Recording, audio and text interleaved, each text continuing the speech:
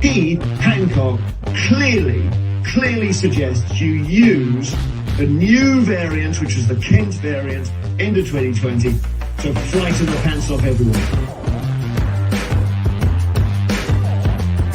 Matt Hancock, if you're watching this, you are responsible for putting the nation into fear.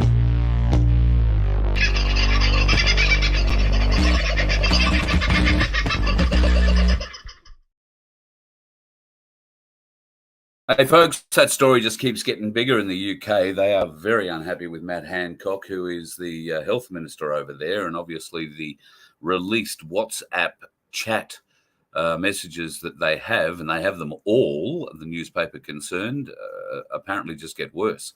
There's going to be a lot more coming out there in the next, little while. Remember, it is a war and timing is everything, folks.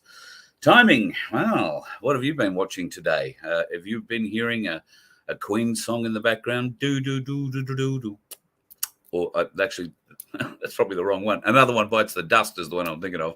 Banks, third one down in 3 days, which I find both intriguing and possibly just a little bit alarming. Have a look at this one. This was the latest one. Signature Bank, which is in New York, has been closed down for good. It has been confirmed by the US Treasury and other officialdom. But look at this news. All Silicon Valley Bank and Signature Bank depositors will be fully protected. Shareholders and certain unsecured debt holders will not be protected.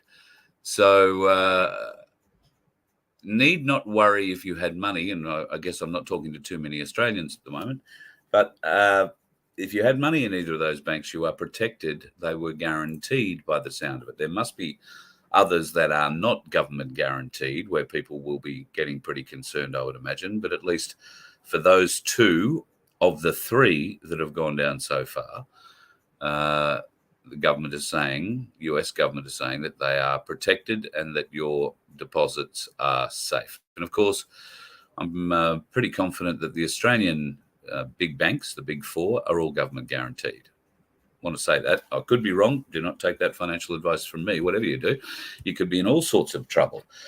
Some of the things that we've discussed in times past have been related to us being able to level up, us being able to be a little bit more human. We're going to have to be more understanding. We're going to need to be more compassionate, particularly after what we've been through. And that's going to be a transition period. We've often spoken about the normies and others who are not awake, and what will happen when they get that first big red pill shoved down their throat. What will happen? I don't know. I personally think that there is going to be a lot of emotions to deal with. And it's pretty cool that we have access to a professional of some standing, can I just say, in our midst, and is definitely wide awake. Now, she's a psychotherapist, a master of counselling and psychotherapy. I've had her on my shows before. I'm not sure if she's been on the Voice of Freedom or if we wound up having a technical issue one night, but back in the days when I was working on that spy radio station called TNT Radio, she came and joined me there. Her name is very unique. You will know it. She's a friend to many, many people in many, many places. Would you please welcome Malibu Burt to Voice of Freedom? How are you, darling? I'm very well, and thank you so much for that most auspicious welcoming. Thank you very much. Well, a woman of some standing. Gee, I'm not used to that kind of terminology. Well, you are. You have a tennis court. To me, that is a woman of some standing. You always lift the bar so low in the beginning. I really have to thank you. I thought we were going to talk about complex psychological concepts, but we've just gone straight to a tennis court. Fair enough.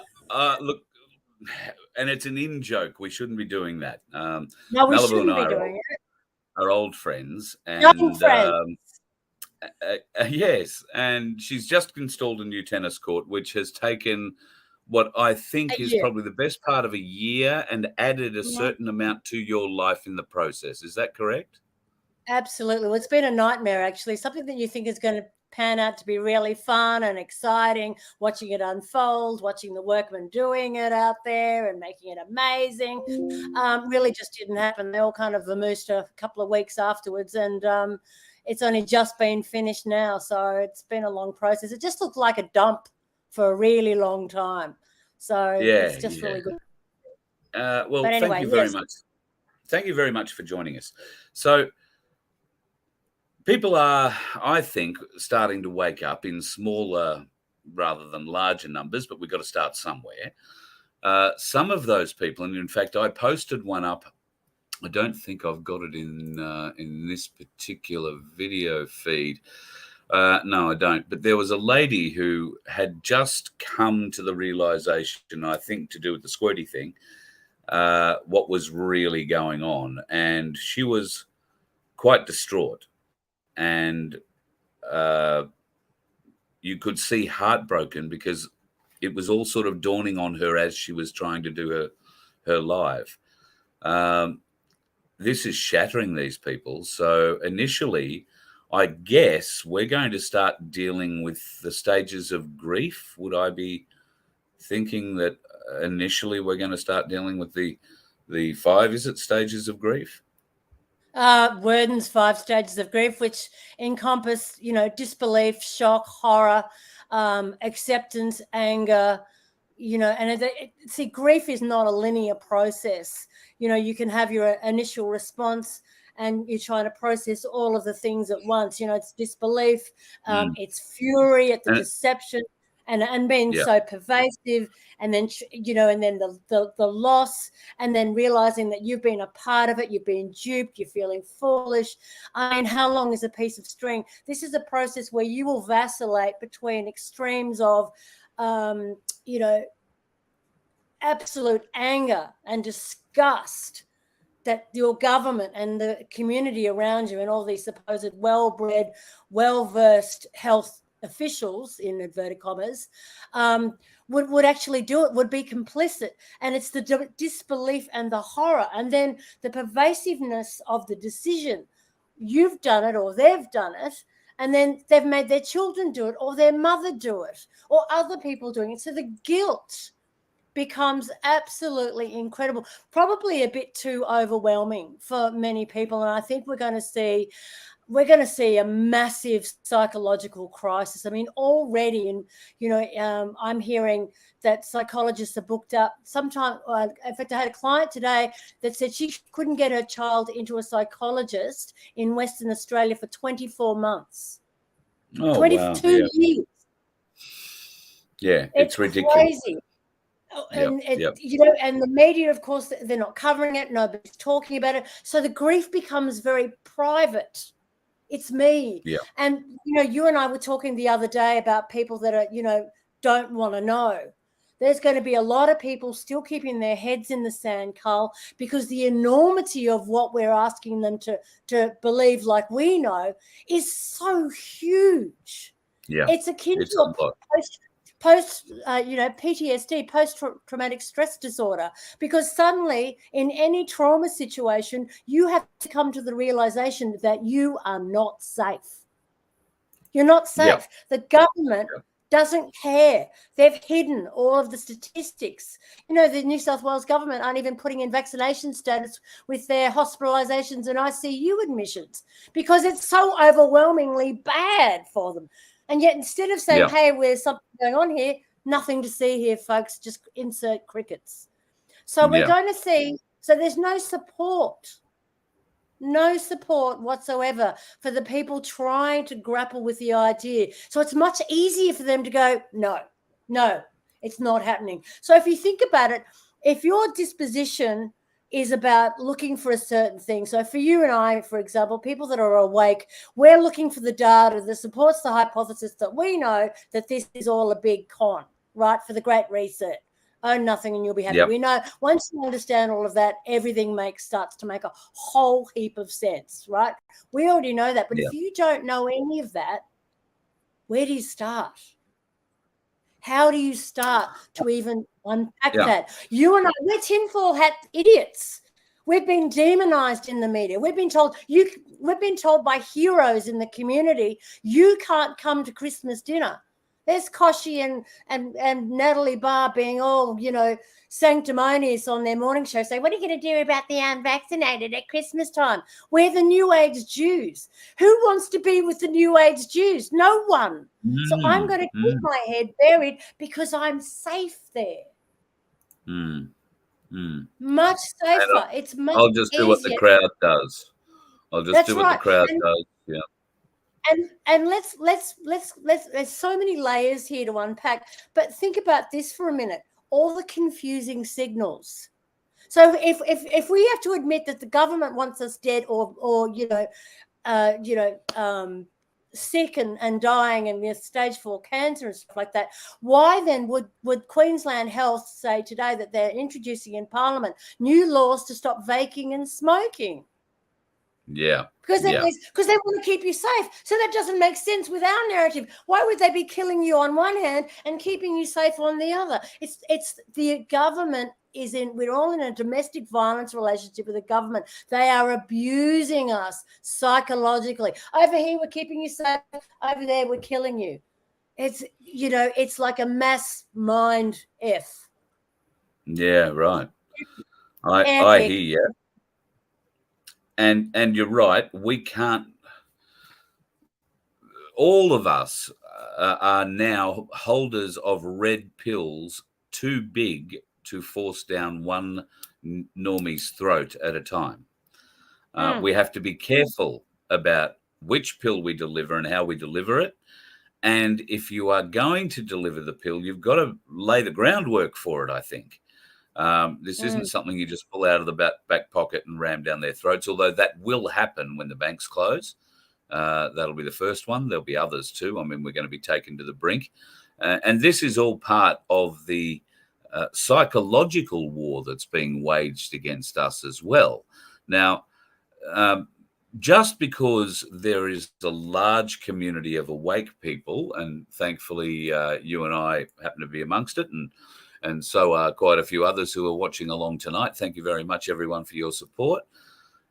Just because we're awake and we say, oh, yeah, we're right for it, we are also going to be traumatized at certain things that become fully apparent. And while we say we're ready for it, we're also going to, get shocked, aren't we? Oh, absolutely. We're not ready for it because we don't, even though we can imagine what we think, how it's going to unfold, we know it's all part of the plan, destroy the food chains, destroy the banks, make us completely dependent. They've got to rule with the weather, the chemtrails, destabilize us, starve us, all of the things that will eventually dehumanize us into, desperate people trying to survive. Even though we're trying to sort of work out what is that going to look like, because we don't really know.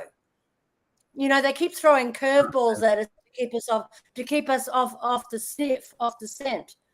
But at the end of the day, yes, we are going to be extremely traumatized. I know myself that I'm struggling from day to day, vacillating between, okay, I can cope today, I'm all right, to, oh shit, what else is going on? And it's like an addiction. You can't stop looking to see what's going on, not because you're desperate just to, to keep re-traumatizing yourself, because we need hope. We need to see breakthroughs, that something is going to show up and make us go, oh, thank God. We need to know that there's going to be some sort of breakthrough against this tyranny that is completely surrounding us. Don't we, as humanity and independent souls on this earth, have a responsibility to stand up and fight for this, not wait for somebody else to come and fix it? I'm not a fan of waiting for the white hats, for instance, to come out and, save us with, troops on the streets. Even if they do that, there's going to be a large portion of the community that just thinks it's a coup or that we've been invaded, and they're never going to accept that. How is it that, what is it that's going to take those particular worn-on types who just refuse to accept that there's anything out of the ordinary going on? What will wake them up first, do you think? And that shock, that realization, that humiliation, because you're right, they will have recognized all those words they've said to their friends, their family, the people they've disowned are going to come flooding back to them. And they are going to look like idiots.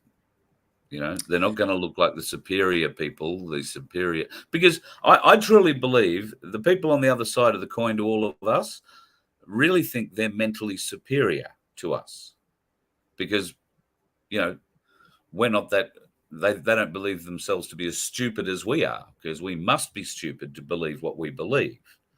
So they believe themselves mentally superior in some way. They may not have always thought that, but when you revealed that you were against the jibby jab, then they automatically, and all the reasons for it, they saw your tinfoil hat, you know, got away from you immediately, called you every name under the sun. Now, that's a lot to come back from. Crunchy'd asked one of the questions earlier in the chat. Self-harm and suicide are going to be significant problems going forward. Huge. But in your capacity, what are you? I would say it's going to be absolutely huge, because people won't be able to live with themselves. They won't be able to live with the enormity, as I was saying before. This is post-traumatic stress disorder. People are going to be so traumatized, and everybody is unique in their trauma response. No one person responds in any.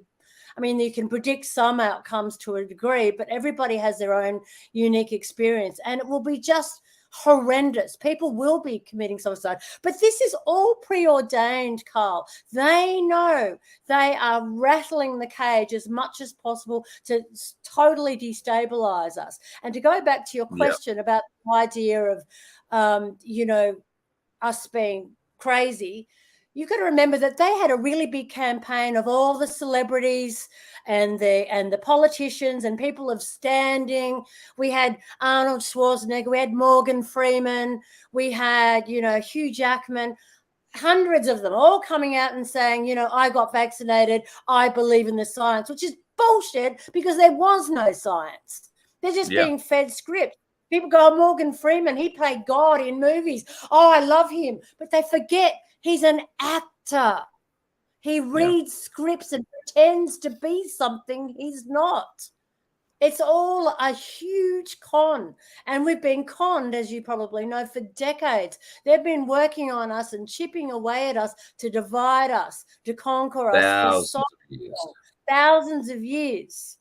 So I think, you know, once people do wake up, the ones that really do see the enormity, because some of them never will. They'll buy the climate change thing and think, oh, we're all going to be locked down in these 15-minute cities because we're helping to keep our carbon emissions down to net zero. You know, it's just the biggest load of horse shit. But if you don't know about Klaus Schwab and the World Economic Forum and the Bill and Melinda Gates Foundation, or about, you know, Vanguard and BlackRock, and about their monopoly and the Rothschilds and the history, none of this makes sense. We've all been on a journey. A long journey to learn this. And so we've been able to peel back the onion and watch it unfold. But if we info dump this into someone off the bat that's just waking up, I wouldn't even like to predict what's going to happen to those people. I think part of the lockdown that we're all hoping that's going to happen will, in small, medium, or large part, involve protecting a lot of those people from we the people. Because as I've said, if you're a doctor's surgery that's still coercing people into getting this, still not giving them all the facts, not sitting down and making sure that the people who are thinking about getting this thing stuck into them are fully aware of what's going on. And that includes the 20,000 extra deaths last year alone that seem to be attributed to, well, anything else except the jibby jab. But the fact of the matter is, But it's watching too much TV and too much sun and breathing in and out too much. It's the absurdity is enormous. That's how stupid they think we are. Well, I personally found the level of stupidity that was evident in Queenslanders when all this came out, because the science said that the whatever it is, the bug, couldn't live above 24 degrees C. Okay, and it couldn't live on shiny surfaces or anything like that. So all people had to do really was walk outside in Queensland, because at the time the temperatures were very much above 24 degrees C. No surface could maintain it. It would fry on most surfaces as soon as it touched it, but everybody still masked up and stayed inside, where the temperature was thankfully kept anywhere between 18 and 22 degrees, somewhere where the thing could grow, if it was really a thing. A bit like a cold. Cold would grow in the same circumstance, wouldn't it? So, and people are going to, people get upset when I call it an IQ test, and I'm very sorry that many of them have failed it. And how dare I call it an IQ test? But the fact, and why would I think it was an IQ test? Well, I can't explain how it was an IQ test because you failed the IQ test. Doesn't matter what I tell you the IQ test was, you're not going to be able to see it. That was the IQ test, being able to see it as a test. So it's a difficult thing to try and explain to people, especially the ones that are, double or triple rewarded from going to university for years and years and years with PhDs and MBAs and bachelors of this and doctorates of that. What? I've got a theory about that, because you're right. Very, very learned, superiorly intellectual people that can extrapolate huge amounts of complicated data, right? Have the most amazing and brilliant minds to really disseminate enormous, crazy concepts, but they're no good in a social circle, or can't read emotional cues, or they have trouble tying up can't tie up their own shoelaces. We all come with a limited set of traits and abilities. We might excel in one and not another. There are plenty of people with PhDs, but what does that also tell you about people often with PhDs or are very learned? They have a predisposition towards following the norm. I read this, I believe this, I follow this, and it becomes a form of doctrine. You will find people that aren't particularly intelligent, that aren't overly learned or educated, can see it like that, because they have a propensity to question things, because perhaps they're in their psychological upbringing, they didn't trust their primary caregiver, or things that were supposed to be weren't, so they have a distrust of situations and could smell it a mile off, like a rat in the aqueduct. They just knew unequivocally, this doesn't feel right. But somebody with 40 years experience as a professor at Harvard University goes, oh yes, this is definitely the real thing. So you can't measure it, because all of our subjective experiences all come together in one moment to make an assessment, to decide on how we view or value a certain set of principles or ideologies. And it's well documented. So I was going to tell you about the effects on impression formation, which was a psychological study done by a psychologist in the 50s. And what it does basically is, if you present orders of traits a person has from go to woe, the way you present them will affect a person's perception of them. So I'll read them to you. So I'm going to read you two traits of people. One's forward and the other one's in reverse, right? So the first person I'm going to describe to you is intelligent, industrious, impulsive, critical, stubborn, and envious. That's person A. Person B is intelligent, stubborn, critical, impulsive, industrious, intelligent. So I basically just read it backwards. But people will perceive person A, because you put intelligent and industrious first, as a better member of society, and the other one with exactly the same traits, just read backwards, as someone who is a problem, whose abilities are hampered by his serious difficulties. But it's the same presentation. It's the way it's the way it's presented. So, and that's how we make perceptions. So the media do it all the time. They'd say this rogue person or this rogue something or other, or this foolish. Already they've biased you into following their narrative without you even realizing. The sovereign citizen argument. Yeah. That's exactly how they're trying to bias the audience. Rogue dictator Kim Jong-un. You know, he's a rogue. He's bad. We're not telling you news. We're presenting it to you so you will absorb it exactly the way we want you to. We're seeing a lot of drugs now being allowed to be held by us in community. Heroin in Canberra, Victoria, now Queensland as well. And we've also seen the legalization for use, I think, through the mental health industry for things like psilocybin. Are we going to need to start mushroom plant farms in the near future? Or this is seriously going to be a way forward for us? I wasn't aware of that, actually, Carl. Sorry, I didn't know about that. So what are you saying? They're legalizing heroin? Yes, heroin up to, I think you're allowed to have a gram on you at any one time. I think in Canberra, the ACT at least, Victoria, New South Wales, and now Queensland. Methamphetamines, differing amounts, but certainly anything more than I don't think there's anything more than a gram in any of it. But psilocybin mushrooms have been legalized for use under prescription from someone like you, I suspect, if you're able to hand out prescriptions for mental health drugs, then I imagine you might fall into that category. It's not like any psychologist or counselor can do it. You have to have a lot of training, got to be at the top end. So it has to come, through people like yourself. And I believe it's going to be used in the treatment of things like PTSD and anxiety.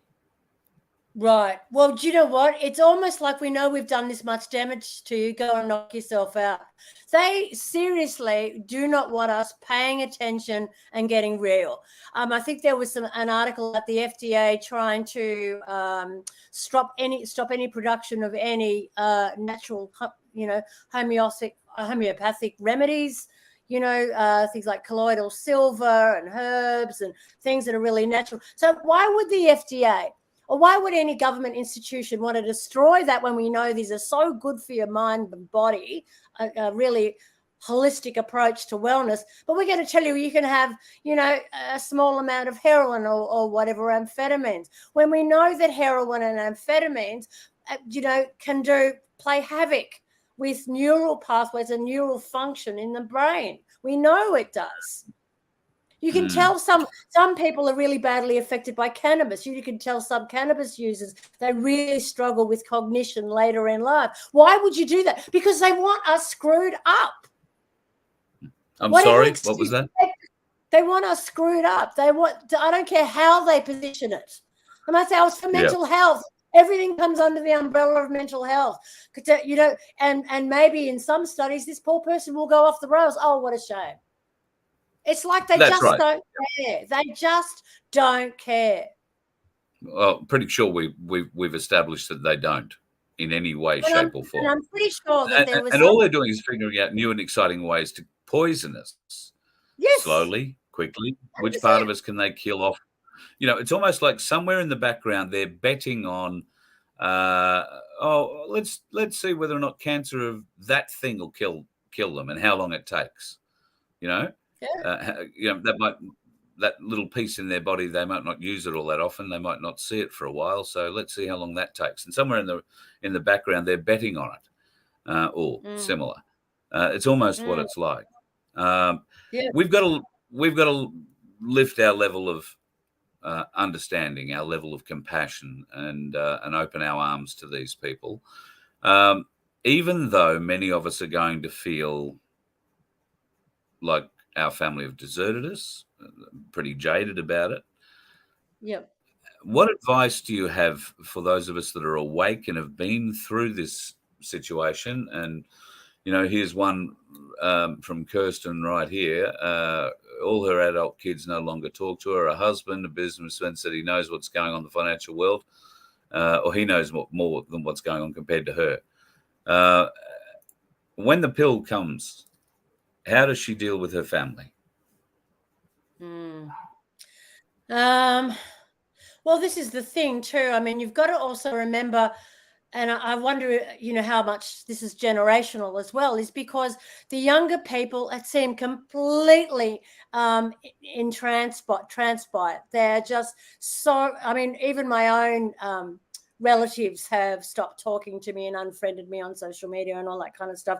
When I dared to send them a petition saying that mandates should not be allowed, that was enough to unfriend me. Gone. Now, and they've all had several dabs. I think really at the end of the day, we have to understand that the young people in particular have been at the hands or at the behest of real doctrination more than maybe you and I have, Carl. I think it's they've really honed in on it in the last 20 years. So if you're in your 20s, you've pretty much grown up with this very pervasive doctrine that has led you down this path. And I think we have to be really compassionate because they have no other understanding. We have no other understanding. They have no other basic comparison. Yeah. AGM raises an interesting point. Somebody else brought this up with me the other day. Has anybody else noticed a complete lack of empathy in family members that have been jabbed? Yeah. I've been hearing about that'll be interesting to find out in the chat. But I have heard that too. People have asked me, and I'm now, keeping a little bit of interest in the people that I know that are jabbed that are around me, just to see, what I see, basically. But certainly wouldn't surprise me in any way. There must be other signs. I've noticed a carelessness about them in terms of, regard for others, being aware that, that this might be hurtful or, so yeah, I think the empathy thing is playing out, but not for everyone because we know the batches are all different strengths. Yeah. And people have different biological presentations that are going to relate to it or receive it in different ways. And that's what they were banking on. So nobody could say, oh, it's the vaccine that's done it to everyone. No, it hasn't. Some people are going, I'm ready for my fifth and I'm fine. Yeah. So people that are still asleep are going to go, well, it can't be the vaccines because I know, 10 people at work and nothing's wrong with them. So it must be you, that one person with pericarditis or myocarditis. Yep, absolutely. And what's that you say? The whole myocarditis, pericarditis ward at the hospital is full? How many beds? Because that's sort of how it's going. John Graves, saw your post. Thank you very much for your service, sir. Don't know where you served, but my old man was 67 in 6RA, D Company from memory. Who else have we got here? Getting a few questions about Guru. I'll talk about that after we finish up with Malibu. I'm just seeing if they've got some questions in here for you, my lady. Okay. And a lot of different discussions going on at the moment. That's probably a good one just to put up and let everybody know. The new family, if you're lacking a family, all you got to do is come to Canberra, folks. Go to the Rock Garden and go and see Dan and the other guys and girls there. Big family, beautiful, warm family. I'm not sure if Dan and Patriot 101 and I think Sean were going bush to do another one of their bush chats tonight. So I'm not sure if it got off the ground yet or not. It was going to happen last night, but I think they may have tied one on the night before, so it got a bit hard. Sorry, Malibu, I'm getting a little bit excited. Friends are going out drinking without me, and you know, back in the day, that used to really upset me, but not so much these days. No, I'm kind of disappointing in my middle years now as well. I mean, I like a nice cozy fire, a cup of tea, and you know, my pajamas on at 9 o'clock. In fact, can we wrap this up? It's nearly 9 o'clock. Silly time to go to bed. I can do that for you. I'm just going to have a bit of a quick scan down now. Just tell me your thoughts on Bosie and Dave Graham and their tilt at the upper house in New South Wales. I know you're a former resident of New South Wales, and I know you would certainly vote for them if you were there. Are you still registered in New South Wales? Me?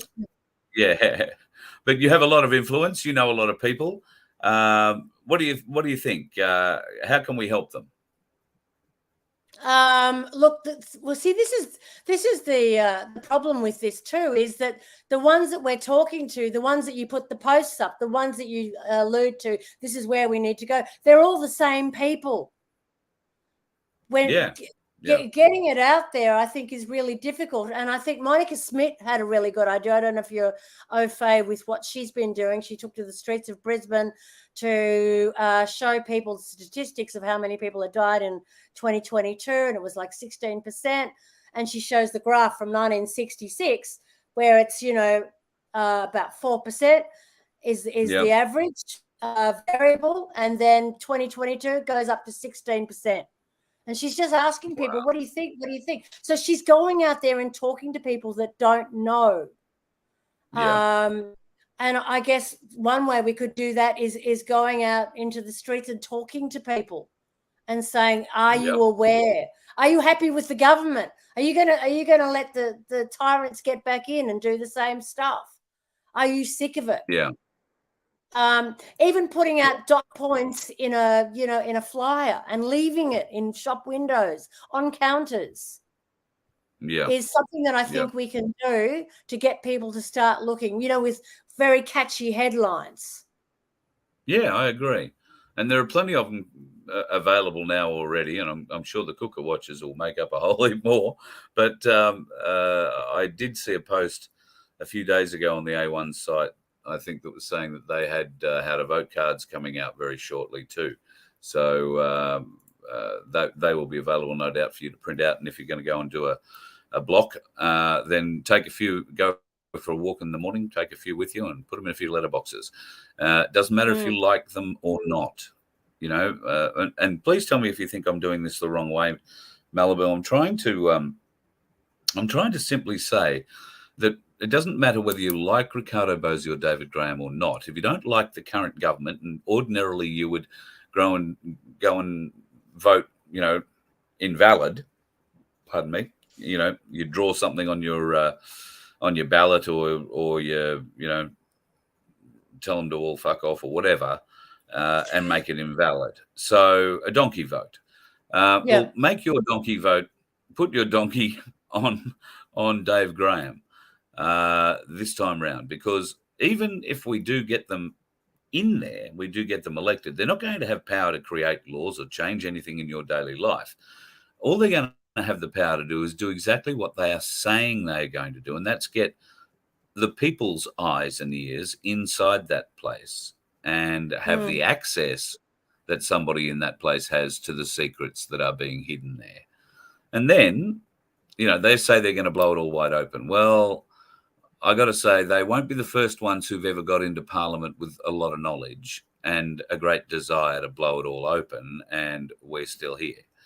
There are so many protection factors being put around them to stop them getting in. How many do you think will be put around them once they're in there to stop them finding out anything that they could do any good with? But if you want two blokes in the place looking, it's those two blokes, because Bosie will walk up and kick the doors in. Guru will also, have no doubt, Guru's a hard man. He'll kick the doors in too. And he's small enough to go under a few of them. So, I mean that in the nicest possible way. So, you know, they're in there fighting for the people, and evidence of how hard they're being fought against, I think is probably today is a great example. I'm not completely sure what happened. I spoke briefly with Dave. He was going to give me a call back this afternoon. Some other stuff, I don't know, may have happened. I have no idea of what's going on. But anyway, I'm not his keeper. He doesn't have to ring me back. But I do see in the chat that a few people are saying that his show wasn't on tonight. So that's a bit interesting. Even if Kaz wasn't on, that's a little bit interesting. So I will endeavour to try and find out what's going on in the background. But I know that the powers that be today apparently exerted a bit of pressure on him in some way, shape or form. I don't, at the time, certainly he wasn't locked up and he wasn't even at the court when I spoke to him. So I don't believe that they issued an order for him, or if they did, he never mentioned it. And I would have thought if they had, they would have taken him at the court. So anyway, don't know what's going on there. I'll endeavour to try and find out and see what comes of it. But all power to them, and keep voting for David Bosey in the upper house for the 25th. Don't send your postal vote in. They are in box U above the line. So just find box U and put the number 1 in that box, and that essentially votes for them all. So that's the best way to help. Look for box U when you go to the elections in New South Wales, and in the upper house, box U, and put number 1 in box U. That's all you got to do. So that's my understanding of it. I'm trying to find a New South Wales person who knows the election side well enough not to tell us how to cheat for somebody else secretly. So if there is somebody like that who's watching, get in touch, because I'd love to hear how the New South Wales voting system is worked. So, yeah. I think your first word was right there. May well be. It may well be. Don't want to go accusing anybody of anything, though, that I can't back up just yet. And I'm afraid while I wear a white hat, I don't have all the computer software and geeks behind me backing me up to prove what they're doing. But we do suspect, and trust me, folks, Bosey and Graham's eyes in there are the best security we can muster at the moment. The best thing we can put in there are people like us, and people who aren't afraid to fight, people who aren't afraid to stand up, people who will not accept the status quo. They're the kind of people that have to get into the New South Wales upper house. They're the people that we need standing up all over Australia to help us all coming up in the next federal election. We need people with the same kind of conviction to stand in every seat in this country, not just 1 or 2, not hope there's a party to duck behind. We can do this. We have to be prepared. We have to get ourselves together. And that's where my place is playing an important role. And while my place is working in a couple of places in Tasmania, I'm led to believe it needs a bit of a kick along. I've got to get Darren Bergwerf to come over, and we're going to get Black Sheep on a tour and head off around the place. We'll visit. We may even hold a ball on your tennis court. Will there be rules about what shoes ladies can wear? No, not after that debacle. No ball on the tennis court. Not that ball. I need a little yellow ball. I don't want any other ball. No, I'm afraid. So the ball will be. There'll be no dancing. We'll be allowed to gather around. No, not after the bullshit that I enjoyed getting being made. No, sorry. You can't tell women not to wear high heels because it's a tennis court anyway, can you? It's sacrilegious. Well, wear your stockings. We'll call it a sock hop. Oh, just don't go there. Just leave it alone, please. I might let you go then. It's been a wonderful evening and I've enjoyed it. Oh, you're not going down the rabbit hole you like to go to, so now I'm being sent off. Okay, fine. I'm not sending you off. I'm not sending you off. No, we both have a lot of ammunition against each other. I'll just say it that way. The stories we could both tell. No, I think we better just go. I think we just need to hang up now. Yes. Well, it's been a pleasure. Thank you very much. It looks a little bit chilly where you are, but can I say pink looks very nice on you. Thank you. Always a People have gentleman. suggested Well, people I are lied. suggesting that you need to give your camera a wipe. It might be a bit fuzzy in places. I'm Oh, not is sure if it? that's Oh, yeah. It might be a Vaseline smear or something. I don't. I'm sorry. I'll leave you alone. is that Yeah, better? that's gone really well. Oh, yeah, that's a bit better. Yeah. Is it? All right. It just went black Right, for a good minute. night. Very good. Thanks Love for your work. See you, darling. The magnificent Malibu bird and raging sense of humor. Very smart lady. And yeah, she's 100% right in the things she says. We have to be very awake, very careful. We've got to be aware of our own feelings, our own thoughts. But for us to level up, we're going to have to show compassion. We're going to need to have some compassion. Now, speaking of compassion, I want to tell you about some wonderful friends of mine who look after a donkey sanctuary. Now,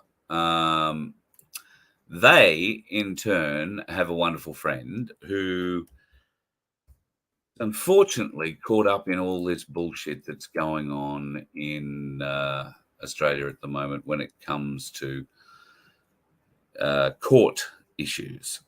Now, this fella's name is Russell Pridgian, I'm going to say. He is from the Church of Ubuntu in Newcastle. Now, I've heard a little bit about Ubuntu, and believe it or not, I used to live next door to somebody who lived and breathed it for many years and never really learned much about it. At any rate, he's currently facing 7 charges against him for trying to protect his children from the pedo rings and hiding mothers and children away from the child stealers. 7 charges for protecting his own children, and I dare say this might be where the other ones have arisen, from protecting mothers and children from the child stealers. So at the moment, it seems like a couple of those charges are really the only ones that he's going to need to face. And I think, was back in court today by the look of it.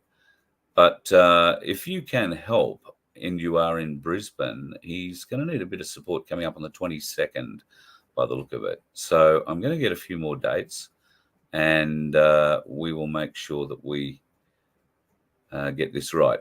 We don't want to see this bloke in jail for protecting his own kids or protecting mothers and children who are having the child stealers knocking on their door. We all know how the child stealers do enjoy what they do, and they do make it very difficult indeed. This fella has done a great deal to help his communities. He's a pastor, I believe. So, yeah, I'll get a few more details and see what we can do to try and help him out. Even if it is only a little bit of vocal, moral support, physical support, maybe we can turn up the court and help out there a little bit. Now, let me have a bit of a glance down. Oh, look, I had a fabulous conversation today with Dr. David Nixon, or should I say former Dr. David Nixon. David's here in Queensland, and you might remember the name, responsible for finding the really strange aerial-like looking graphene pieces in blood that he filmed using a very special microscope that he's got, and let the world know exactly how these things are joining themselves together, finding each other in the bloodstream and joining together like a chain, or if you like, an aerial. He was banned, lost his ability to call himself doctor. And, well, I'm hopeful to find out a little bit more about that. Now, he's very busy at the moment. He is about to jump on a plane and head off somewhere for a round of speeches, I think. And he has very graciously offered me one of his electron microscopes so that I can have a bit of a look at our water. Oh, I'm looking forward to this. Should have absolutely no trouble picking out nano-sized objects in our water with the microscope he's going to lend me for a few days. So that will be connected to the laptop. We will record everything that comes out of it. You will see it all, and we'll try and explain it. To that end, I asked him what am I going to do? I've got, I got all this stuff that's already here, that crap. How do I get that analyzed? How do I find out exactly what that is? And he said, well, do you really need to? The fact is, it came out of crystal clear water. There should be nothing in it. So the answer is, if we find anything, it's asking what is it and why is it there? Not so much what is it, but whatever the hell it is, get it out. It's not meant to be there. He makes a very valid point. So over the next little while, I want to do this right with the water. So I might even do 1 or 2 more water tests, but we will bring you the results of which one's this? This is unfiltered tap water. I don't know. Oops, try and get that close where you can see it somewhere. That is unfiltered tap water and what came out of it. Okay. And just to prove to you that there are some significant problems with that, drop that in there. And you might now be able to see that everything that was in that is now hanging off that magnet. So particularly keen to try and find out how much of that's getting into our blood or into our bodies. Well, I can tell you all of it. Doesn't matter whether it's a filtered bottle of water you've got, whether you've got a filtration system plumbed through your kitchen, doesn't matter. Unless you actually electrocute the water and split the water molecule, that shit is getting inside you. How many liters a day do they tell us it's safe to drink water? How many, as a minimum, like it's at least a couple of liters a day, yeah? So nanos are pretty small things, but you will be shocked when you see the amount of them that come out of 320 mils of water.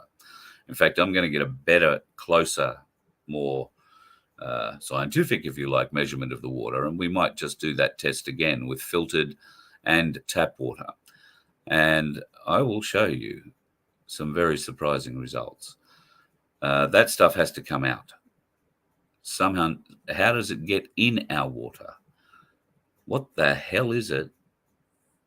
And who put it there? Because it doesn't occur naturally. So yes, nano encapsulation technology. It's a patent that has been hidden from us, but guess who knows about it? Yeah, big pharma and, big tech and all that kind of thing. Not the only patent that's been hidden from us. Did you have a look at that one? Screenshot that one. US patent number 11.107-1, 588 space B2. Now, this is the patent for a delivery method. It shows a list of over 18,500 people for the purpose of remote contact tracing. That means that those people with an aerial inside them, those people that have been jabbed, and some of you may have seen on one of my previous shows, the Russian video showing this data live being collected. You are a Wi-Fi aerial. You are transmitting not only your location, but a lot of your biometric data 24 hours a day, 7 days a week into the phone system. And this is the patent that they've done it to you under. Sneaky, sneaky, sneaky bastards. I don't think there is a better meme at the moment to clearly illustrate where we are. Some of us are going to turn right. Hopefully more of us are going to turn left, but unfortunately just not possible for some. Tucker Carlson is trying to wake a few people up at the moment, doing a brilliant job in the US on Fox News. He had access to over 41,000 hours of Washington, D.C. Capitol footage of January the 6th, 2021, and has blown all of the arguments just about out of the water. If he hasn't blown it out of the water yet, that argument he hasn't reached. But trust me, he's coming. And when he gets there, he's going to tell the truth, the whole truth, and nothing but the truth. But Chuck Schumer, my God, you wouldn't want Chuck Schumer telling you the truth, would you? Now he wants Rupert Murdoch has an obligation. This is a direct quote. Rupert Murdoch has an obligation to stop Tucker Carlson from going on TV tonight. We must stop free speech in order to protect it. That last bit may not be an actual quote, but that's exactly what he was asking for. Must stop free speech so that you can protect it. There is a lot of evidence going down in the world, folks. Really stupid statements like that. The big vote we were talking about yesterday was a 412 to or 409 to zip, all about COVID, and nobody said nay about releasing all the COVID data that have been hidden from people. It was like the whole Senate or the whole Congress, whichever way it works over there, voted 400 and whatever it is to nothing to approve that. Absolutely unheard of. If I was Dr. Fauci, I think I would be considerably worried about myself at the moment. And of course, there have been some climate activists who got out and about, and I must thank Michael Smith from Michael Smith News for alerting me to this. Thankfully, we've found, or they seem to have found at least a way to stop or help climate change. Now, if you're offended by topless women, look away, okay? Whew. So climate rape, climate something else, something other bit, and anyway, do you really think that doing that is going to attract a great audience for climate change? It might just tell you that you've done it on a cold day, and if you have, then it may attract a larger audience. I'm not sure. But is it really going to attract anybody further to the message, or is this just public exhibitionism gone mad? I have no personal problem with women if they want to walk around without shirts on. I'm told it's pretty uncomfortable. I mean, I just know with my size C's, it's not good. So I can't imagine if you were a well-endowed lady that it would be a pleasant, or man for that matter, that it'd be a very pleasant thing, particularly hot, sweaty days. Lift and separation, I think, would be something I would enjoy. I mean, mine don't quite rub together, but I imagine chafing could be a problem. I don't know. And haven't had any to look at in a while, other than my own. Don't know if this is a real thing. But I can guarantee you who it will attract, a protest like this, right? I guarantee who this will attract. This will attract a whole heap of 14-year-old boys and possibly girls, maybe a few thems, but not for the reasons of climate change. They will be either titillated or excited or interested in the strength and bravery shown by the women who've done that. It won't be about climate change. It'll be about getting closer to some titties. And if that's what the meetings are like, you're going to be filled up with young people who, once they get there, are going to be very disappointed because, clearly we don't all turn up to those meetings and bare our breasts on a Thursday night in southwest Tasmania. I know, I've seen them. But that's what the young 14-year-old, 15-year-old, 16-year-old impressionables are going to be like. And when they turn up, they're going to get browbeaten. They're going to be praised for turning up and caring about the climate and the way it's changing. Then they'll be, sucked into this whole mess, and that's how they perpetrate it. You show me yours, or I'll show you mine, and then I'm going to take yours for the rest of your life. It's just a different way of marketing. Makes no absolutely no impact at all. If it was going to make an impact, you would have been able to read more than one of the signs on the women's chests. Just a bit sad, I thought, and a play, in my opinion, for the younger market. I did show you this last night. That was the list yesterday of financial institutions, in America, looking like they're closing down.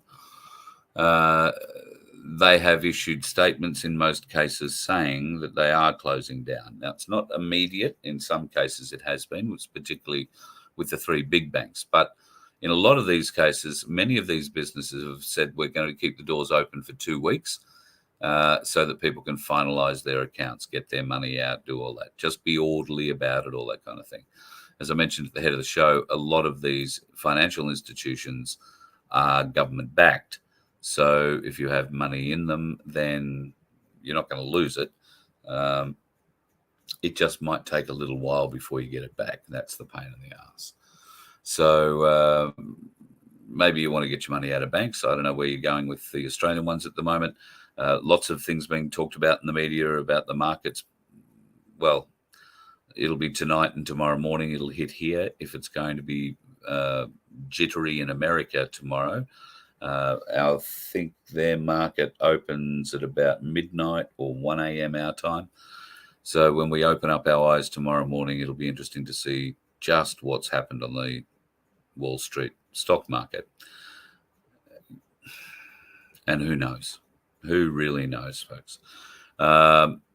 It'll just be interesting. And I'll be here tomorrow night to try and talk about it again and try and make a bit of sense of it. And if something big has happened, I'll get a hold of Cass Smith. She's much better on things finance than me, and she can try and explain a bit of it for us. Thank you to everybody who's been contacting us about changing your super into gold and silver. Yes, you can still do that. Yes, you can do it at any time. No, government haven't told anybody they can't do it. Superannuation companies are making it a little difficult in that they're delaying actioning certain paperwork, but they actually have a fiduciary duty. Did I say that right? To process your claim within 7 days. So if they don't do that, then clearly Cass's team's on the phone hassling them for it, and they don't give up. They're a pretty persuasive bunch of gals. So if you're interested in getting your money out of super and putting it in a self-managed super fund, do it while you can. Turn it into gold and silver. You control your wealth. Doesn't matter what a bank does then. You have it. You can convert it. You can sit on it. You can do whatever you like. You can do all or part of your super. And if, like a mutual friend is at the moment is just about to settle a house, you can take that house settlement. And for places like Ainsley Bullion, I know do it. I'm sure the others do as well. You can deposit your settlement or have that deposited straight into a trust account for the bullion dealer, and that can be converted immediately into gold and silver for you as well. And that way, it never has to go through your account. You never have to ask or answer questions or worry about a bank saying, oh, look, we've got a few bank problems with our system today. Could we transfer that $170,000 over the weekend to you? If you're with the ANZ Bank, don't take that offer. Say, get a Brinks truck here right now, fill it up full of money, and take it to my place. But yeah, if you're interested in gold and silver, we can help. And you don't have to be getting a self-managed super fund. If you just have some money and you want to buy a few coins, then I think you can buy coins for about $38.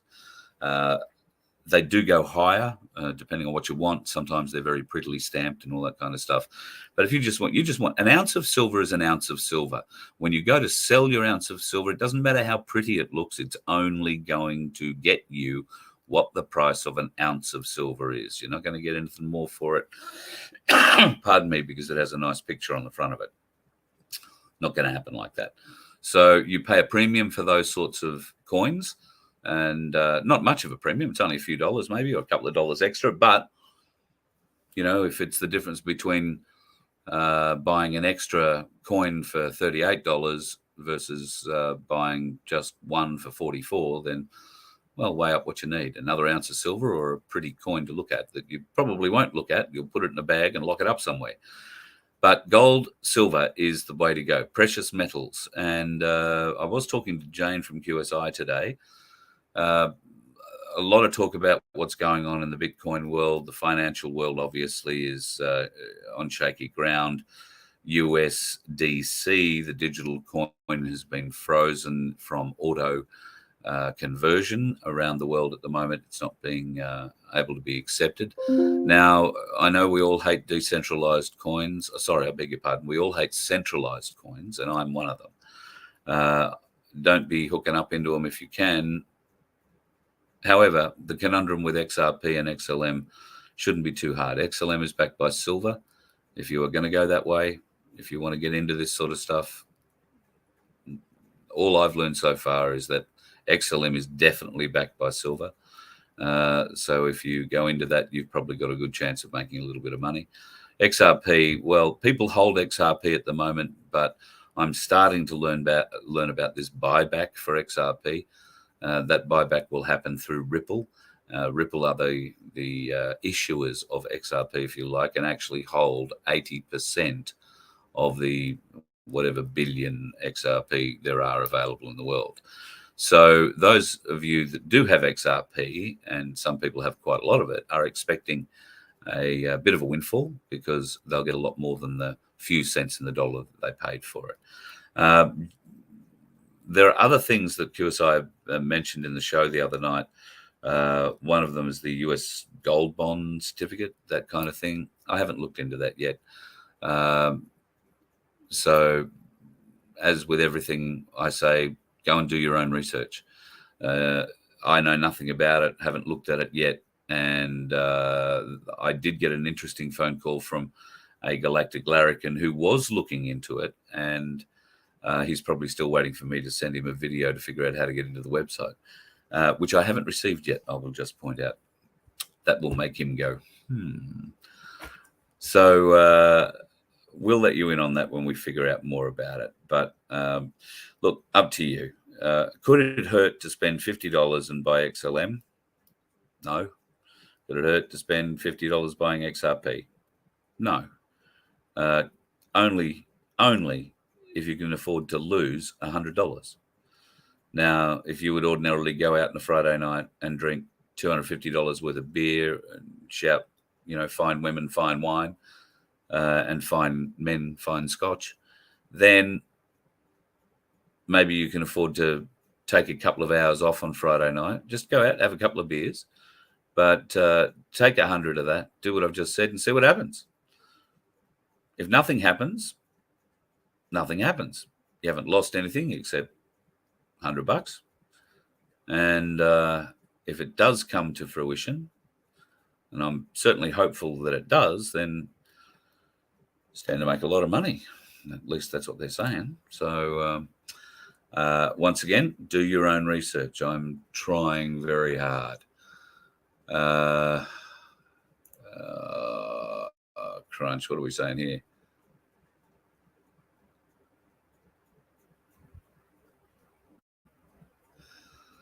That is a very good point you raise there, Crunchy. Very good point you raise. And a bit of an analogy, I think we could probably say. Academic intelligence is just having a good memory. Emotional intelligence is how we operate in the world. Yes, 100% right, Ali. Just trying to scan down through a few of these. Yep. Chris, you raise a very good point. A drug populace is less of a threat to the pigs at the trough, even less people looking at what they are doing wrong. And even when they see it, they're easily convinced that they didn't see it. That's the bit I think you've left out there. So many of us have actually seen things and gone, what? And then been convinced by, bullshit of police or government bureaucracies or bureaucrats that lie to us. But for whatever reason, we go, oh, yeah, okay. Keep going on. Anyway, pineapple. Trump said there will all be therapeutic only once Medicare comes out. Fingers crossed. Waiting for that. That's right, J1. Heroin, meth, cocaine, the psilocybin, which is the mushrooms, and I think LSD. I think LSD is now allowed to be used. And I got to say, go and have a look at some of the LSD trials. There's a lot of information available on YouTube and BitChute about them. There were some amazing tests done using LSD back in the 50s and the 60s until Nixon got a hold. And once Nixon got in, he banned all LSD testing completely. I've never had LSD. Don't know anything about it really, other than, I've heard about people who've had trips and get covered in, think they're covered in spiders, or the walls are caving in, or the walls have eyes and arms, and but apparently, and I have seen a couple of these videos, it is quite amazing the effect that it had on people who were suffering PTSD and other serious mental health issues. It is worthwhile doing a little bit of investigation into LSD. It may not be the demon drug that we've all been told it is. It might, in fact, be a way of opening up our minds to the next level, to being able to interpret, I guess, whatever's coming out of the pineal gland. It may not either. It might just be a really bad way to go and get trashed and fry your mind. But I would recommend you go and dig out a few of those videos and have a bit of a look. They are most enlightening. And certainly some of the experiments that were done during the 60s in the lead up to Nixon. So they were certainly using LSD, I believe, in the early stages of Vietnam on certain portions of the early troops into Vietnam. Then I believe it was spread out through different platoons and companies across the course of America's involvement in Vietnam. And it was used in various different levels. You see, when you sign up to be part of our defense forces, once you've signed on the dotted line, once you've passed basic training and you've agreed to whatever it is that you're going to do for the next few years, when they march you into a doctor's surgery and say, roll up your sleeves, son, you don't say no. You have no right to say no. If you're going to a war zone, they want to beef you up. I know people who've spent time in Iraq and Afghanistan who went over as rakes and came back as mountains of human muscle. Now, that's all real good because you get a couple of pills to go to bed with every day and something nice to wash them down with. It keeps you bulked up, keeps you big. And of course, when you're in a compound in the likes of Taron Cut, the only thing to do when you're not got your head above the wire looking for somebody who's trying to blow it off is pump iron. So they have very, very, very well-established physiques when they come back. But then, of course, no more yippee beans when they come back. Those yippee beans also have a psychological effect on them too. It makes them fighters, makes them warriors. Brave pills, they're called. Well, they're only called brave pills, I think, for the ones that are weakest in the company taking them. Yeah, they'll put hair on different parts of you weren't expecting to get hair, and will have you charge into battle fearless. And if you get out and push the weights, they will bulk you up big time. So that's what happens in our military. Now, that doesn't matter. You don't get to ask what they put in you. You don't get to say, no, don't. Although I guess this day and age, if you're allowed to wear high heels in the battle, you might be allowed to say, don't. I don't know, who knows. Whatever they're going to be doing to you, folks, make sure that you just keep an eye out for those people that are traveling around on our roads who may well have been jabbed. Because while I hesitate to say that they're dickheads, they are a bloody danger to everyone. You let one ant stand up to us, then they all might stand up. Those puny little ants outnumber us 100 to 1. And if they ever figure that out, there goes our way of life. It's not about food. It's about keeping those ants in line. That's why we're going back. Does anybody else want to stay? Let's ride!